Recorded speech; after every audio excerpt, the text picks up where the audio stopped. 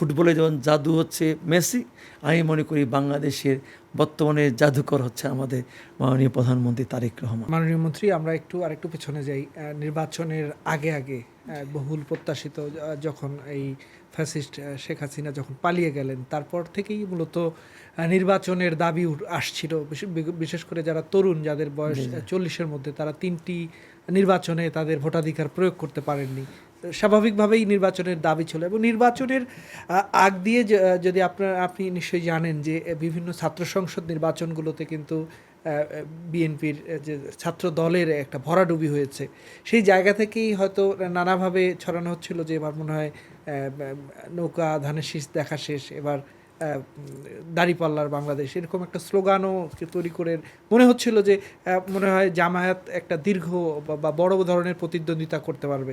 তো সেই জায়গায় তারেক রহমান যেন আসলেন আর জয় করলেন। প্রায় 2/3 200-র বেশি আসনে তারা জয়লাভ করে সরকার গঠন করলো।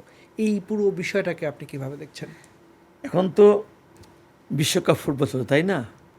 মেসি জাদু কিভাবে শেষ 12 মিনিটে 3টি গোল দিয়ে আর্জেন্টিনাকে জয়যুক্ত করেছিল, ঠিক আমাদের বর্তমান প্রধানমন্ত্রী তারেক রহমান সেই কারিশমা, তার সেই জাদু দেখিয়ে কিভাবে নির্বাচনকে নিরঙ্কুশ জয় অর্জন করা যায়, এবং উনি বাংলাদেশের মাটিতে পা দিলেন এবং আই হ্যাভ এ প্ল্যান শুরু করলেন, এবং সারা দেশে যতটুকু পারছেন নির্বাচন প্রচার প্রচার করেছেন, এবং সেইভাবে কিন্তু উনি নির্বাচনটাকে সুন্দরভাবে মনিটরিং করে উনি প্রমাণ করেছেন যে উনি হচ্ছেন বাংলাদেশের সর্বকালের সর্বশ্রেষ্ঠ সাংগঠনিক নেতা, কারিশমাটিক নেতা, এবং আমাদের ফুটবলে যেমন জাদু হচ্ছে